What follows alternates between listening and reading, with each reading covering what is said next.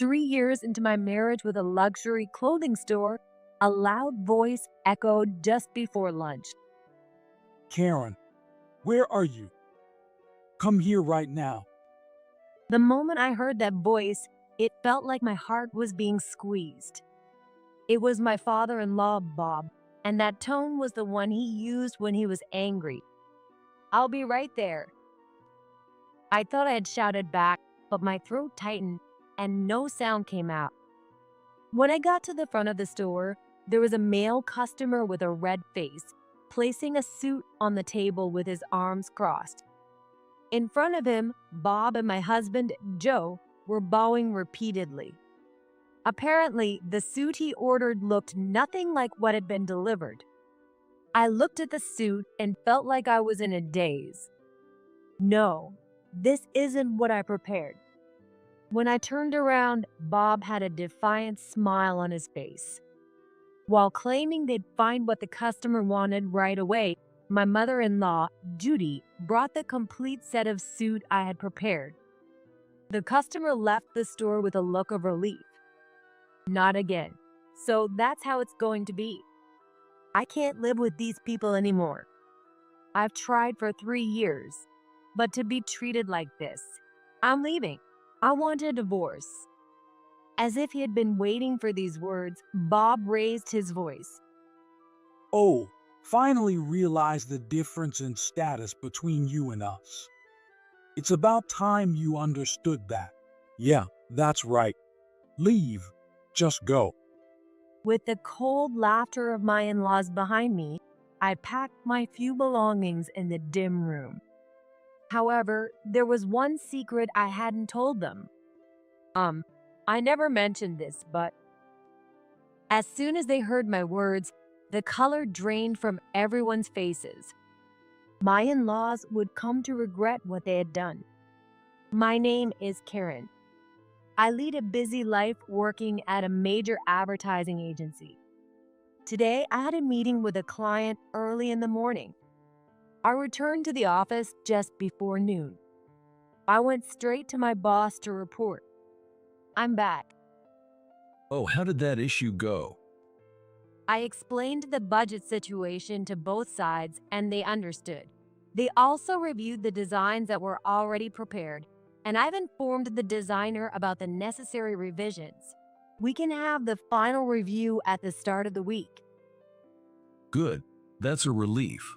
It would have been a disaster if we messed up with such a big client. Thanks for following up so well. I'll make sure the executives know. Thank you very much.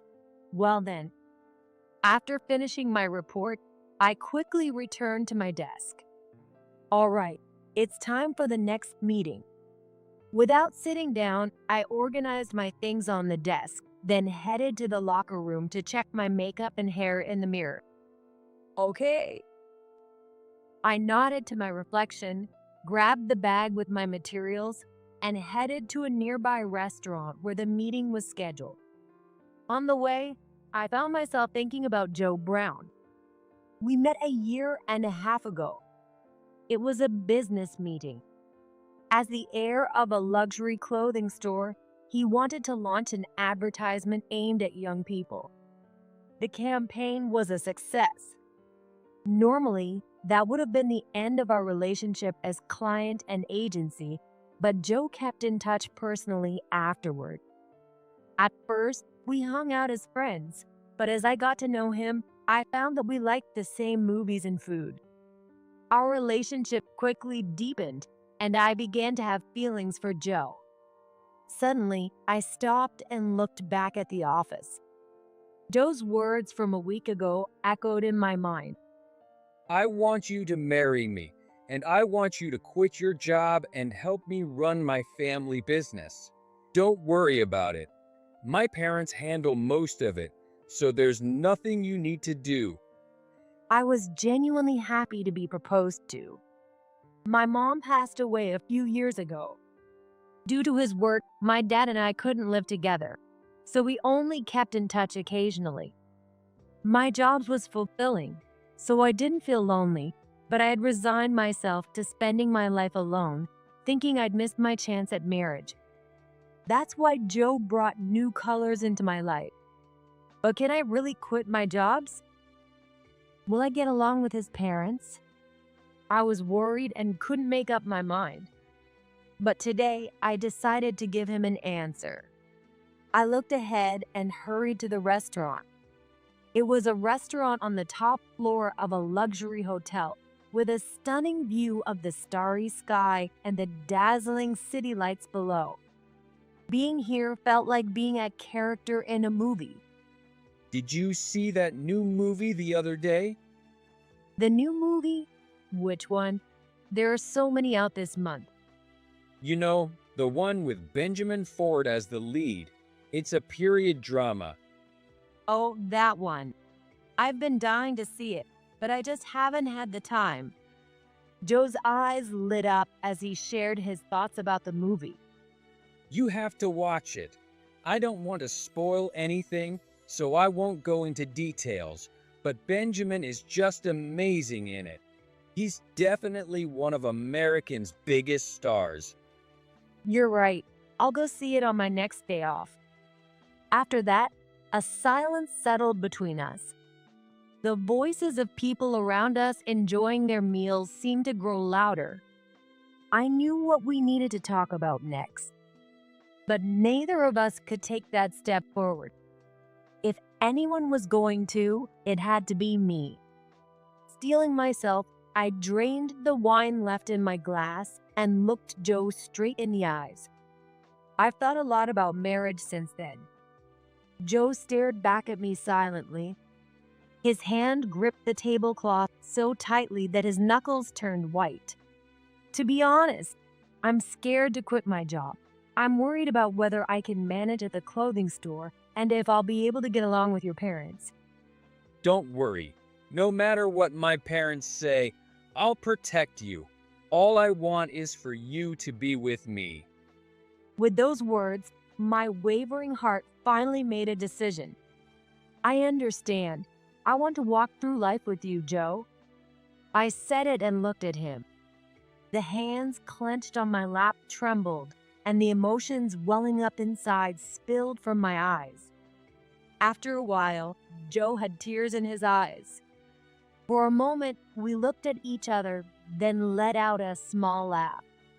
3 years later, as Karen Brown, I was walking down an old country road under a cloudy sky, dragging my heavy feet. I was on my way back from running an errand. I knew I had to get back as quickly as possible. But the more I thought about the Brown clothing store, the more my legs felt like lead. When I slid open the store's door, an older man in a gray suit turned and glared at me. It was my father-in-law, Bob Brown. You're late. Where have you been wandering around? When will you understand that you're not in some cushy position here? You're completely useless. Here we go again. But trying to explain myself wouldn't do any good. He wouldn't listen. There's only one thing I can do. I'm sorry. I said yes and apologized. That's it? Do you think a few words like that solve everything? You really are an ignorant woman. Can't you come up with a more thoughtful apology? Or have you been living your life aimlessly until now? I felt the blood drain from my head, and a sharp pain throbbed deep in my brain. Even so, I kept my head bowed and gritted my teeth. I'm deeply sorry for returning late. I'll reflect on this to ensure it doesn't happen again, and I'll make sure you never have to say this to me twice. Bob didn't say a word, just let out a snort and turned his back on me. As I was about to leave, Judy, my mother-in-law, walked in dressed in a floral dress more suited for a younger woman. Oh, you useless girl. Didn't I tell you to bring the laundry in by 4 o'clock? Can't you manage such a simple task? Because of you, I'm leaving later than I planned. What do you have to say for yourself? I'm sorry. That's not it. Didn't I just tell you how to apologize properly? Did you already forget? Or are you just not trying from the start?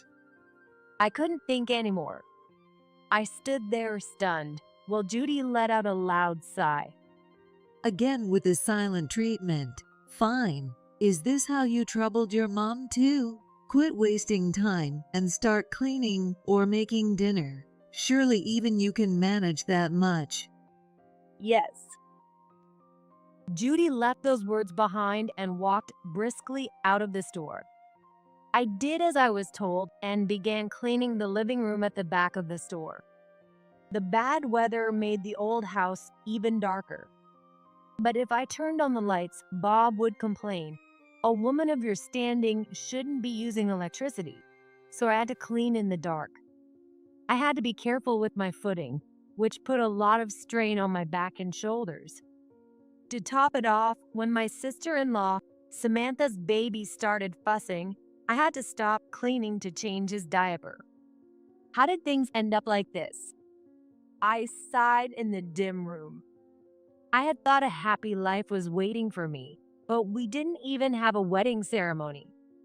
I didn't want Joe to know about my dad, so I told him that I was raised by a single parent and that my mom and other relatives were all gone.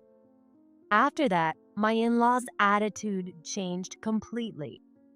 They started saying it was a disgrace for someone like me to join a long-established clothing store. I ended up being treated almost like an employee. Worse, Judy seemed to see me as both an employee and a housekeeper, dumping all the household chores on me while she went out and had fun. My sister-in-law, Samantha, who had come back after her divorce, pushed her child's care onto me and went out partying at night. The clothing store business wasn't exactly thriving either. They also ran a general store, and I was told to handle not only the clothing store but also the purchasing, inventory, and accounting for the general store, all by myself. If sales didn't improve, Bob would shout at me. Mistakes were, of course, not tolerated. Yet, I wasn't paid. Early in my marriage, I once consulted Bob about getting a salary, but he just laughed at me through his nose. I talked to Joe about it, but he just brushed me off, saying, "It won't be a problem once you take over the store, so just hang in there." Still, at first, I tried my best to contribute to the clothing store. I've been through some tough situations in my office lady days. I was confident in my customer service skills. Advertising and promotion were my strong suits. I rearranged the merchandise, highlighted best-selling products, and used my spare time to distribute flyers door to door. Sales improved, and the store started to thrive compared to before. This was clearly the result of my efforts. However, Bob was against my methods, saying he didn't like them. He claimed they lowered the store's dignity. If the store went under, there wouldn't be anything left to worry about. But what hurt the most was Joe's attitude. While I was out there desperately serving customers, he was off having business lunches or playing golf. He wouldn't even make eye contact or talk to me. He didn't treat me as his wife. So naturally, we, as a couple, did not have any sexual intercourse at night. Yet Bob and Judy kept pushing for us to have a successor. I wanted to have a child with the man I loved, and I was willing to put in the effort. But this isn't something I can do alone. In our current situation, there's no way I could have a child with Joe. If they want to complain, they should talk to him. But I'm the one who gets blamed. Being criticized for something beyond my control is the worst pain. What kept me from breaking down were the kind words from the people in the neighborhood. Because of them, I felt like I could keep going. One day, as I was washing dishes in the kitchen, Judy threw an envelope at me. A letter came for you. The envelope fell into the sink. I quickly grabbed it, but it was too late. It was already soaked with water. I sighed and dried the envelope with a towel. I turned it over to look for a name, but the plain white envelope only had my name and address on it. Who could this be from? I stopped washing, sat down, and tore open the envelope to take out its contents. A letter and a ticket. I gasped when I saw it. It was an invitation to a special movie screening. Not only that, but there was also a stage greeting and a talk event with the actors was scheduled. And the guest star was. I hastily picked up the letter. I carefully read through each page, not missing a single detail. I could feel the corners of my mouth naturally start to lift. When was the last time I felt this way? Thank you. I murmured to the letter, then quickly put it back in the envelope. I went to my room and gently placed it in the deepest part of the shelf, making sure it wouldn't wrinkle.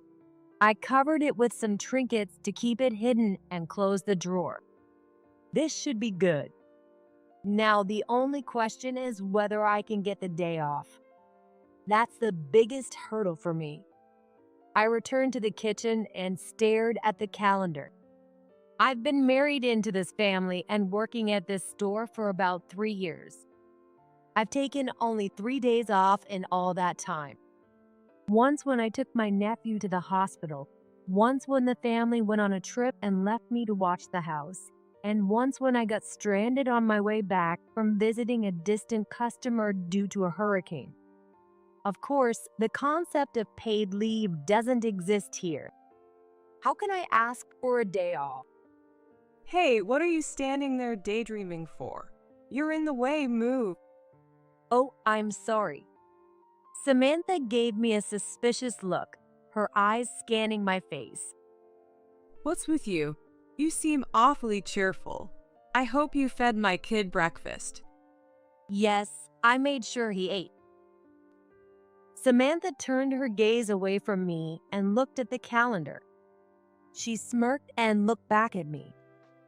You're hoping for a day off, aren't you? But do you really think someone as useless as you could get permission from Dad? When I stayed silent, Samantha leaned in close and whispered in my ear. How about I talk to Dad and get you that day off? Really? Of course, there's a condition. I'm a bit short on money. $5,000.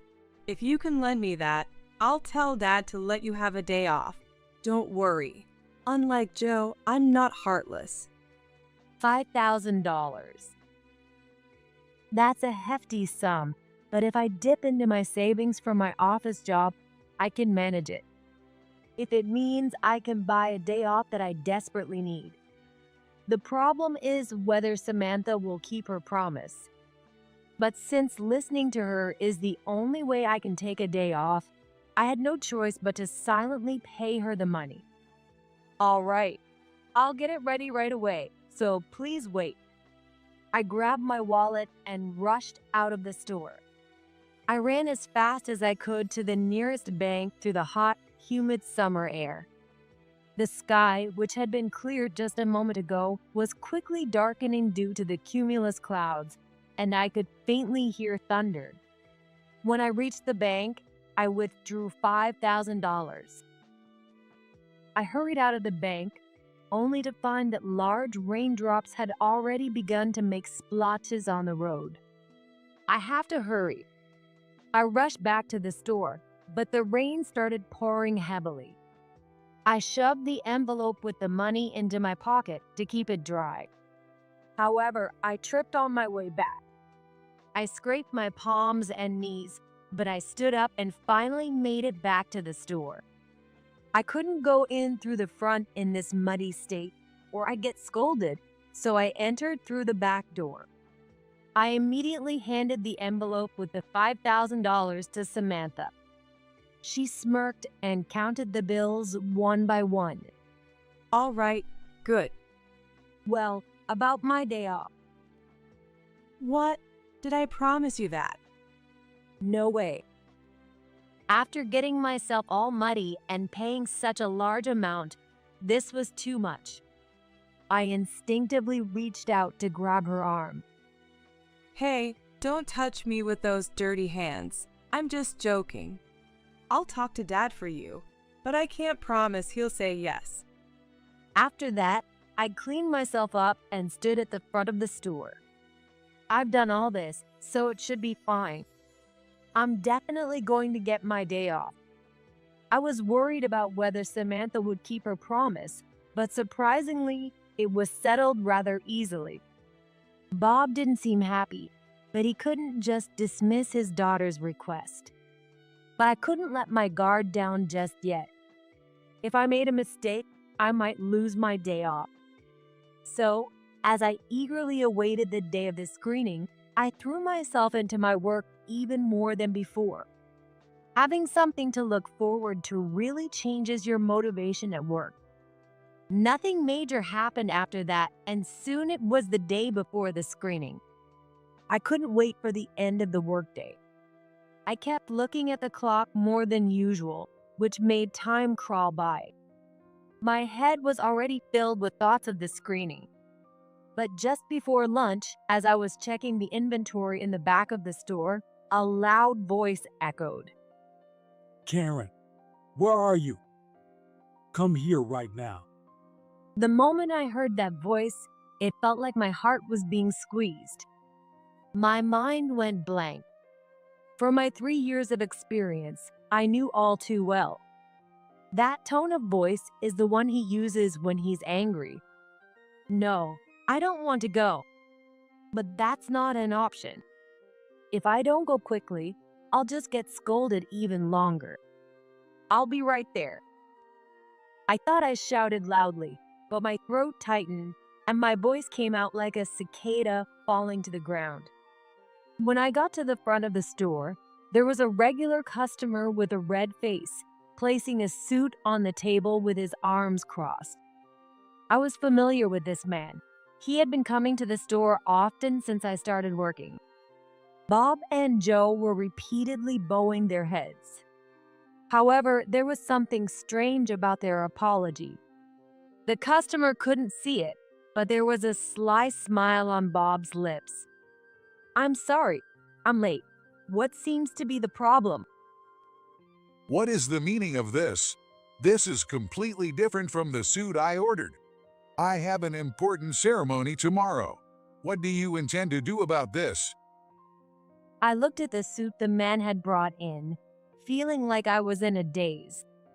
I distinctly remembered taking his order the other day and carefully selecting the suit. But the one in his hands now was entirely different. I may be inexperienced, but I'm not so unskilled as to select such a poor suit. Hey, Karen, don't just stand there. Apologize to him. This is a serious issue. But I didn't pick this suit. What are you talking about? You're the one who dealt with this customer. Do you think you can use ignorance as an excuse? Don't you feel sorry for the customer? I couldn't say a word. This is just wrong.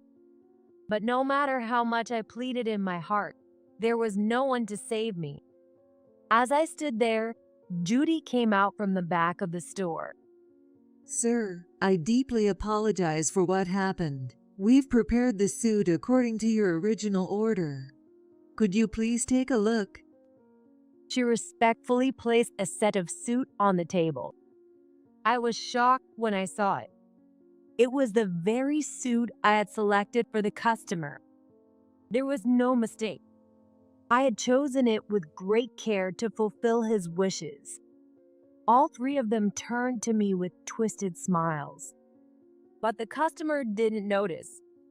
He checked the suit eagerly and clapped his hands. Wonderful. Yes, this is it.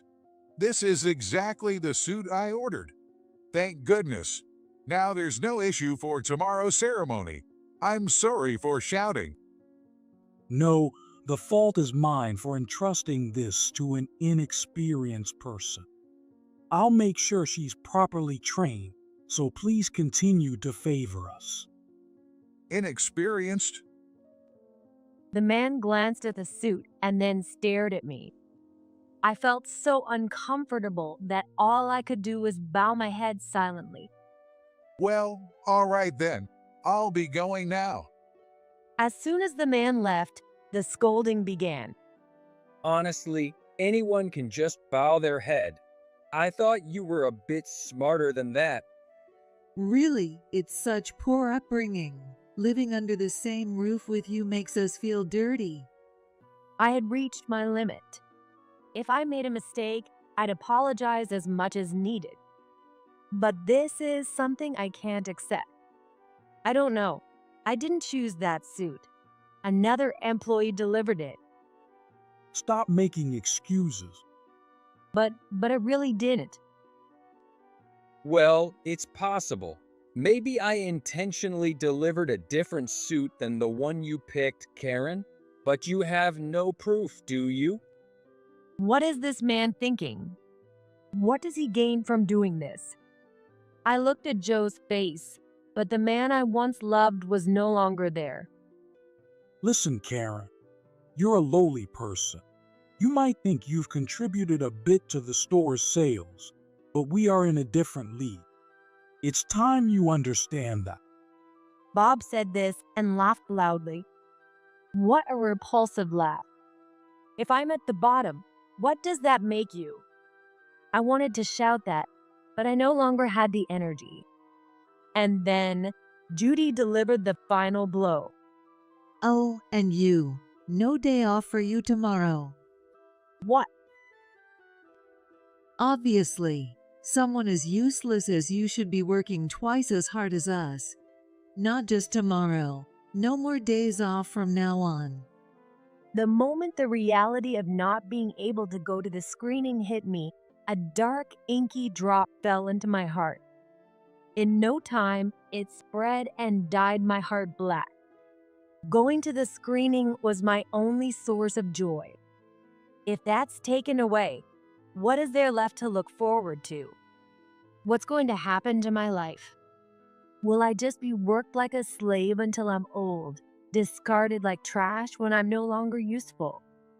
And when there's nothing left of me, will I be abandoned by society, leaving this world in loneliness? If that's the kind of miserable life ahead of me, I have no choice but to leave this place. There's no reason to endure this any longer. I've tried for 3 years, but that's it. I'm tired. I'm leaving. I want a divorce. The three of them exchanged glances for a moment and then burst into laughter. Yeah, that's right. Get out. We took in a woman with no family, and this is what we get. Well, an ungrateful person like you won't be accepted anywhere. Yeah, you just weren't cut out for this house. I'd like you to leave quickly, but you'll need to do the handover first. You'll work at least until tomorrow. I stood up without saying a word. I no longer wanted to breathe the same air as these people. As I went into the living room, Samantha was there smirking at me. What a shame. But I'm not giving back the money. And don't even think about getting alimony from my brother. Without answering, I went to my room and started packing my things. Sadly, it didn't take long. After living here for 3 years, all I had left were 2 cardboard boxes and a bag. As I stared at them, a dry laugh escaped my lips. I should have left much earlier, but the time I lost won't come back. Even if I can't go to the screening, I still have things to do. The next day, I handed over the documents to the other employees. I also prepared the divorce papers and took care of various administrative tasks until the end of the day. With that, my final job was done. But the screening was already over by then. If that's the case, maybe I'll use my remaining savings to treat myself to a nice meal. I was absent-mindedly sweeping outside the store, gazing up at the sky. Excuse me, Karen.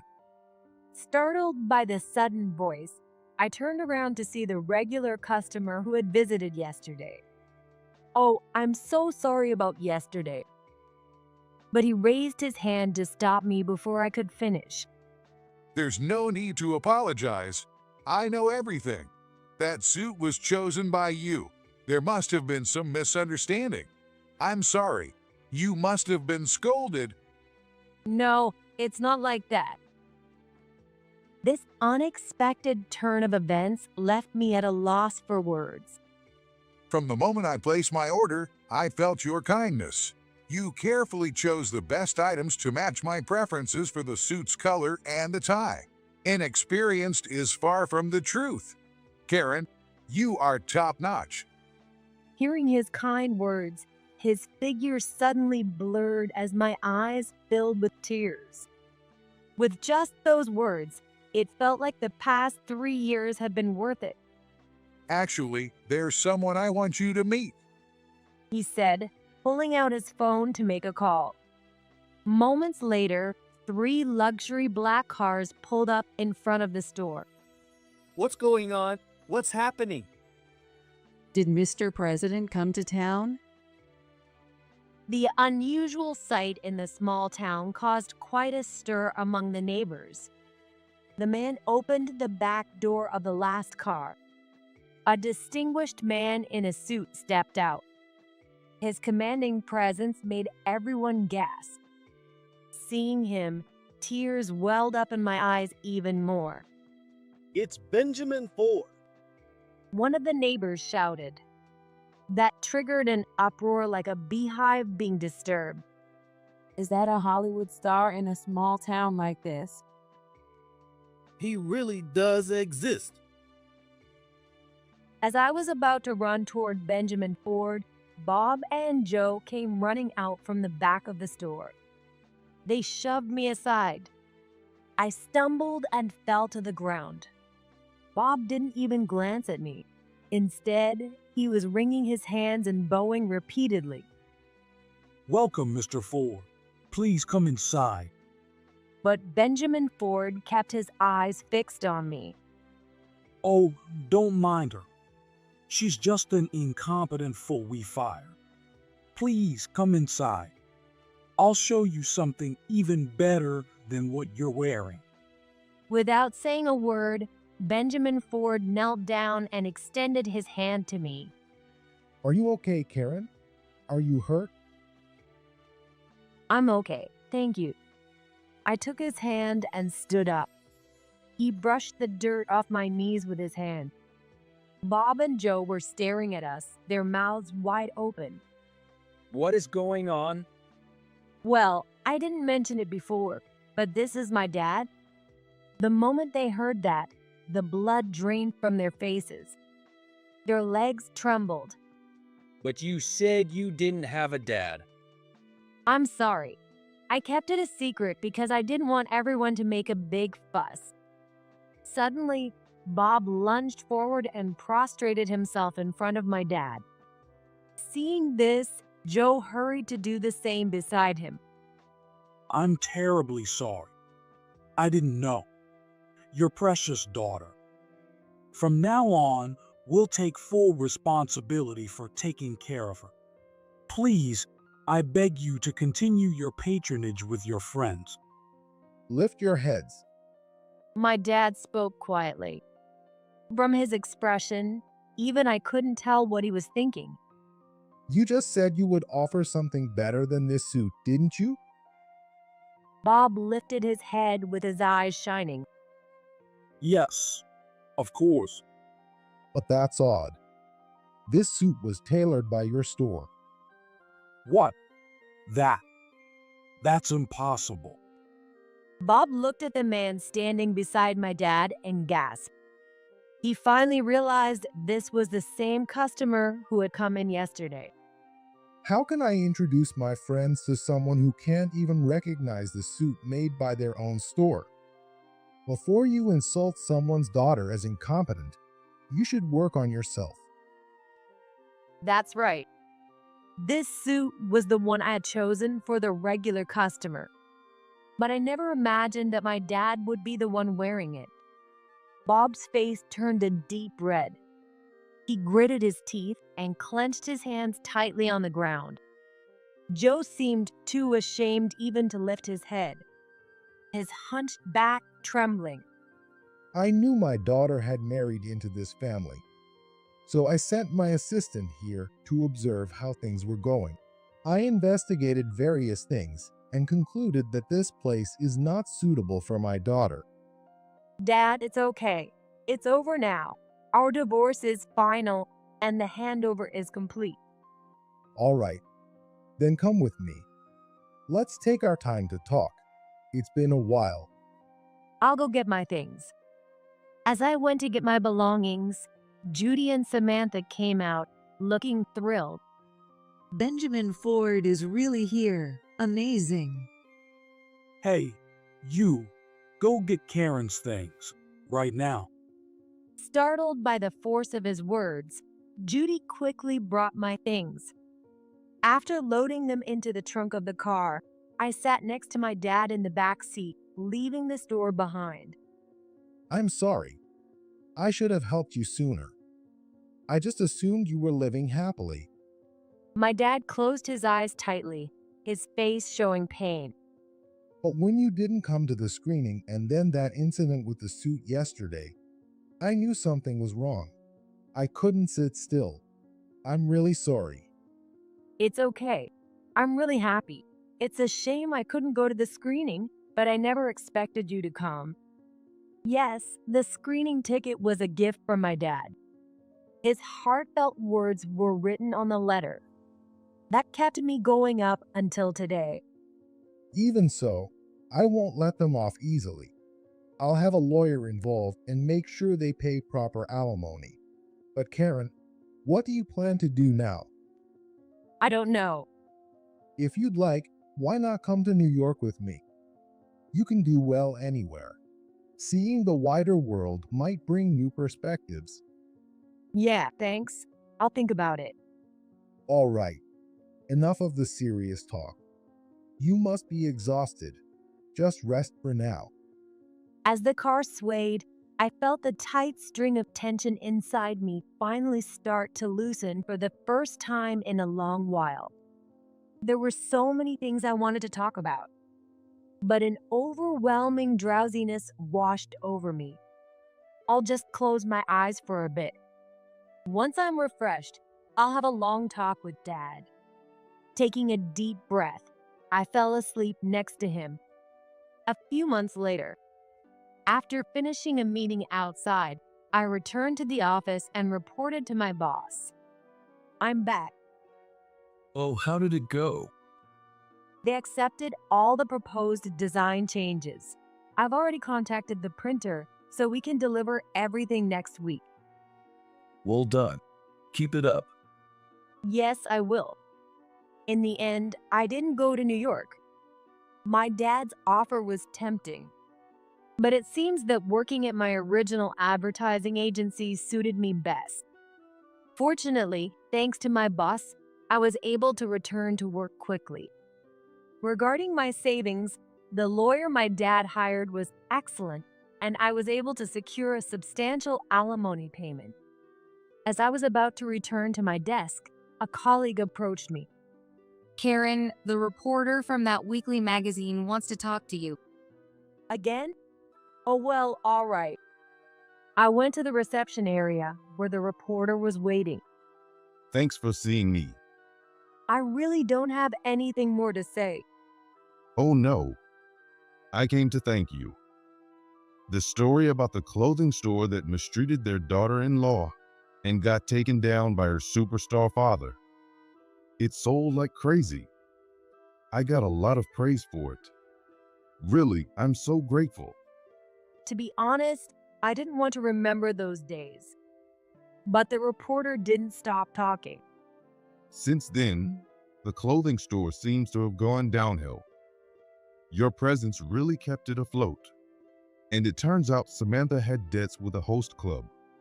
Her child was taken in by her ex-husband. And let's see. The reporter pulled out a battered notebook. Oh, right. The Madam, Judy, became a recluse.